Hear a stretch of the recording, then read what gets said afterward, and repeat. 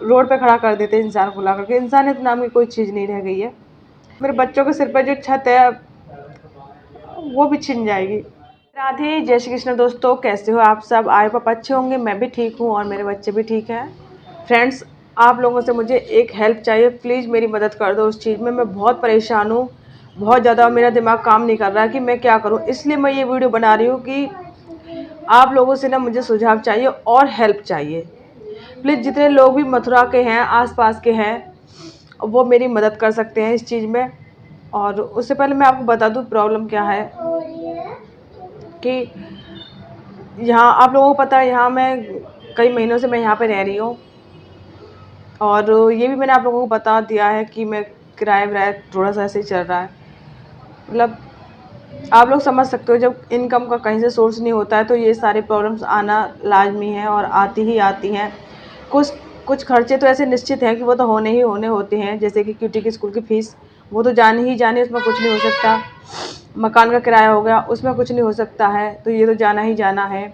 ऐसे ही 3-4 खर्चे इस तरह के होते हैं कि उनमें हम 19-20 भी नहीं कर सकते हैं। जैसे सब्ज़ी लेने जाए तो भाव कर सकते हैं वहाँ पे, बट इन खर्चों में हम 19-20 भी कुछ नहीं कर सकते हैं। तो ऐसे ही ना मैं चारों तरफ से घिर चुकी हूँ, बहुत बहुत ज़्यादा परेशान हूँ कि मैं समझ में नहीं आ पा रहा मैं क्या करूँ। और मकान वाली जो आंटी है मुझे बहुत टॉर्चर कर रही है, बहुत ज़्यादा। कहते हैं ना, आज तो उन्होंने हद ही कर दी, बहुत ज़्यादा झगड़ा वगड़ा आ गई ऊपर और बहुत ज़्यादा उल्टा सीधा मुझे बोला। कह रही थी सामान निकाल के फेंक दूंगी, और मतलब कुछ बात ऐसी है मैं नहीं कह सकती आप लोगों से, मेरे कहने में बहुत ऐसा लग रहा है। कहते ना सारी हदें पार कर देना, तो आज सारी हदें पार हो गई हैं। अगर मेरे पास पैसा होता तो अभी के अभी मैं इनको किराया देती और तुरंत मैं खाली कर देती, कहीं और जाकर देख लेती। आज नहीं तो कल, कल ही तो परसों, तो मैं ये जल्दी बहुत जल्दी चेंज कर ही दूंगी, क्योंकि इतनी बेशर्मी से तो मैं नहीं रह सकती हूँ। और इतना बुरा रवैया, कहते हैं ना, थोड़ा सा तो कोई इंसान किसी की मजबूरी को समझ ही सकता है कि हाँ देखो थोड़ी सी तकलीफ है। मैं ये तो नहीं कह रही कि मैं कभी किराया दूंगी नहीं, मैं किराया तो दूंगी, लेकिन थोड़ा सा लेट ही तो हो रहा है।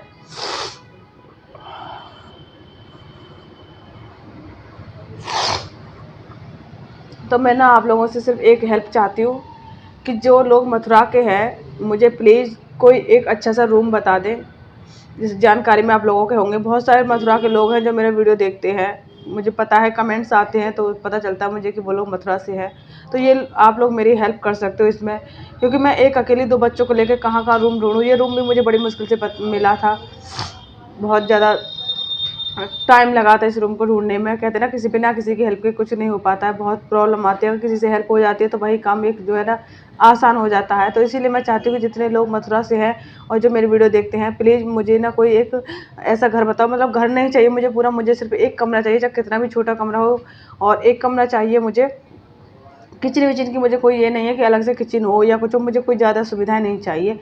हाँ, ये हो कि मकान मालिक थोड़ा ठीक हो और उनका नेचर ठीक हो, बस इतनी सारी चीज़ें चाहिए। और बाकी की जितना भी जो आप लोग जानते हो कि जो डेली उसके लिए चाहिए, टॉयलेट बाथरूम होते हैं, ये सारी चीज़ें ये ठीक ठाक हो। बस रूम की हालत ठीक ठाक हो, वो टपके नहीं, जैसे कि ये पूरा घर टपकता है बारिश में, तो ऐसा ना हो। और ये तो कहीं से भी ये छज्जा गिर गया था कुछ टाइम पहले, तो ऐसे ना हो कि गिराव खड़ा हो, थोड़ा ठीक ठाक हालत में हो। और आप लोगों को पता ही है मेरा बजट क्या है, मैं ज़्यादा नहीं, मेरा ज़्यादा बजट नहीं है, तो मैं ज़्यादा महंगा नहीं ले सकती हूँ। तो मैं सिर्फ, आप लोग अगर जब बताएं मुझे रूम, तो 2000 रुपये के बजट में बताना, 2000 रुपये के तक का हो वो। 2000 रुपये से ज़्यादा का मैं नहीं ले सकती हूँ, मेरा अभी बहुत सारी चीज़ें बहुत बिगड़ी हुई हैं। तो इस वजह से मैं चाहती हूँ कि आप इस चीज़ में मेरी हेल्प करें। आप हेल्प कर सकते हो मेरी, अगर आप लोग चाहेंगे तो। और वैसे मैं अपनी तरफ से भी कोशिश करूँगी, आज मैं शाम को जाऊँगी रूम देखने, 2-4 रूम में देख करके आऊँगी। अभी मैंने एक आंटी से बात की थी, तो उन्होंने मुझे एक रूम बताया है, यहीं थोड़ी सी दूरी पे है, तो वो मैं रूम देखने जाऊँगी। देखती हूँ शाम को कैसा रूम है, क्या है, कितना किराया है। मैंने किराए के लिए पहले ही बोल दिया है कि मैं 2 से ज़्यादा का नहीं ले पाऊँगी, इतना ही मैं दे पाऊँगी। कल क्या हुआ था, क्यूटी जब स्कूल से मतलब जब कल सुबह स्कूल गया था क्यूटी, ऐसे तैसे तो मैंने उसे स्कूल भेजा था, और 1-1.5 घंटे बाद ही ना क्यूटी स्कूल से वापस आ गया। मैंने सोचा शायद कुछ वैसा कुछ हो गया होगा, अचानक से इमरजेंसी में छुट्टी वुट्टी हो गई होगी बच्चों की। तो मैंने पूछा, मैंने क्यूटी तुम स्कूल से क्यों आ गए इतनी जल्दी, इतनी जल्दी छुट्टी कैसे हो गई?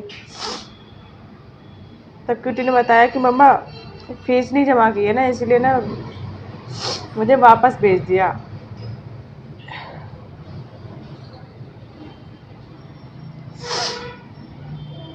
अब मेरी समझ में ही नहीं आया मैं क्या करूँ।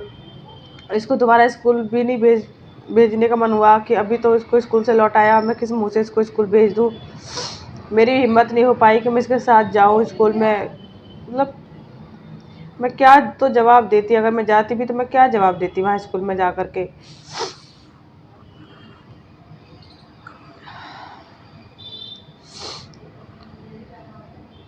तभी मैं ना, जब मैंने क्यूटी का एडमिशन करवाया था तभी मैंने 7 महीने की फ़ीस जमा की थी, और पिछली साल की ही एग्ज़ाम फ़ीस थी तो मैंने वो भी जमा की थी, और उसके बाद से मैंने अभी तक कुछ जमा नहीं किया है स्कूल में।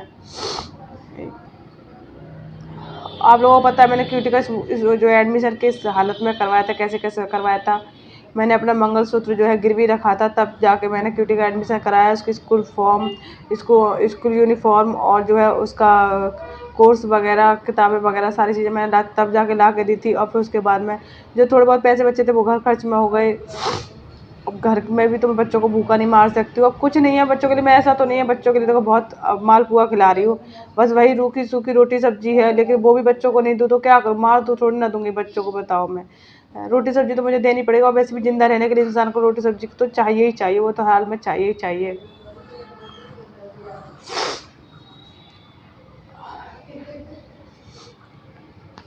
प्लीज़ मेरी हेल्प कर दो, जितने भी लोग मथुरा के ना, मैं आप लोगों से हाथ जोड़ के कह रही हूँ, जो लोग मथुरा में आसपास रहते हैं, और मेरी हेल्प कर दो मुझे, क्योंकि मेरा बच्चे का एडमिशन जो है स्कूल यहीं पे है, तो इसलिए मैं मथुरा छोड़ कर अभी नहीं जा सकती हूँ। इस साल तो नहीं जा सकती हूँ, जब तक क्यूटी का ये सेशन ख़त्म नहीं हो जाता है तब तक नहीं जा सकती हूँ। तो प्लीज़ मुझे, और हाँ मैं आपको बता देती हूँ मुझे जगह कहाँ, आप मुझे लक्ष्मी नगर में कहीं भी बता सकते हो। मैं रूम लक्ष्मी नगर में और होली गेट के आसपास, होली गेट के आसपास लक्ष्मी नगर में, और ये बंगाली घाट की तरफ आप मुझे इधर कोई भी उधर रूम बता सकते हो। यहाँ इधर इतने एरिया में मुझे चाहिए, तो प्लीज़ मेरी हेल्प करो प्लीज़।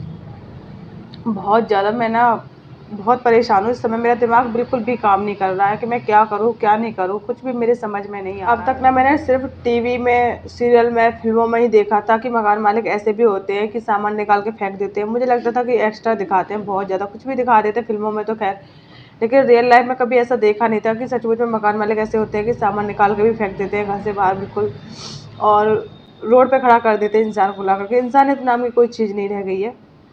अब आप लोगों में से कुछ लोग कमेंट करेंगे अरे किराया नहीं दोगे तो ऐसे तो होगा ही, लेकिन देखो मैं मना तो नहीं कर रही हूँ ना, आज नहीं तो कल मैं किराया दूंगी दूंगी। ऐसा तो नहीं तुम मेरे साथ बदतमीजी कर रहे हो, मेरा अपमान कर रहे हो, इतना बेइज्जत कर रहे हो, तो तुम लोग किराया माफ़ कर दोगे, किराया नहीं लोगे आगे जाके, किराया तो तुम लोगे, फिर बेइज्जती और ये सारी चीज़ें क्यों। मेरे छोटे छोटे बच्चे, मैं कहाँ जाऊँ बताओ। मेरे मेरे बच्चों के सिर पर जो छत है वो भी छिन जाएगी। मेरे पास सिर्फ 2 दिन का टाइम है, 2 दिन का टाइम मुझे मकान वाली ने दिया है, तो बस मेरे पास 2 दिन है। प्लीज़ मेरी हेल्प करो प्लीज़, और इससे ज़्यादा मुझे आपसे कुछ नहीं चाहिए, बस मैं आपसे सपोर्ट चाहती हूँ और कुछ नहीं चाहती हूँ। और जो लोग मथुरा गए प्लीज़ मेरी हेल्प करें, प्लीज़ प्लीज़ प्लीज़ प्लीज़।